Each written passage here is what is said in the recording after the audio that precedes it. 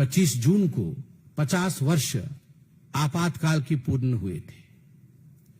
जब 50 वर्ष पूर्ण होते हैं तो स्वाभाविक रूप से पूरे देश में उस जघन्य कांड को याद दिलाया जाता है।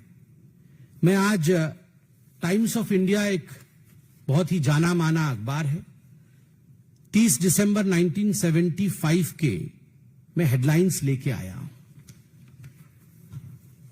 Indira aims at basic changes in the constitution. The Times of India news service, New Delhi, दिसंबर 30 तारीख को छपा। 29 की कहानी है। इंदिरा गांधी भारत के संविधान के बेसिक स्ट्रक्चर को बदलना चाहती है, यह हेडलाइन था। और इसमें लिखा हुआ है, Mrs. Indira Gandhi addressing her first press conference after her decision to go to the country indicated that she would seek basic changes in the constitution if returned to power. There was, she addressed, however, no provision in the new constitution for calling a new constituent assembly. कुल मिलाकर के आज जो लोग हमारे ऊपर आरोप लगाते हैं संविधान बदलने की, सबसे बड़ा तमाचा उनके ऊपर है जब इंदिरा गांधी जी ने कहा था कि मेरा पहला काम संविधान को बदलने का रहेगा। यह हेडलाइन है।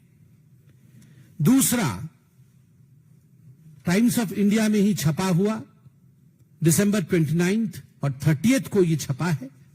Does constitution serve the people, asks Indira. क्या भारत का संविधान भारत के लोगों की सेवा में है? क्या भारत का संविधान भारत के लोगों की सेवा करता है? यह इंदिरा गांधी जी का सवाल था। मैं 4 लाइन पढ़ता हूं। The prime minister asked the lawyers to give serious consideration to the question whether the constitution was serving the people and whether it was being interpreted in the spirit in which it was drafted.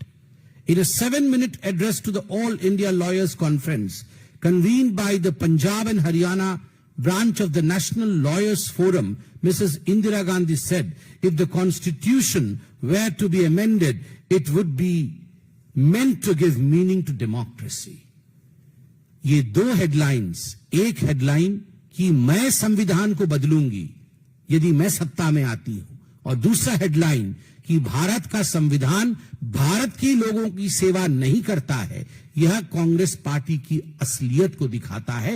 और कांग्रेस जो 50 वर्ष के emergency लागू होने के पश्चात जब Bharatiya Janata party संविधान हत्या दिवस मना रही थी तो कांग्रेस पार्टी तिलमिला रही थी, उसका जवाब है।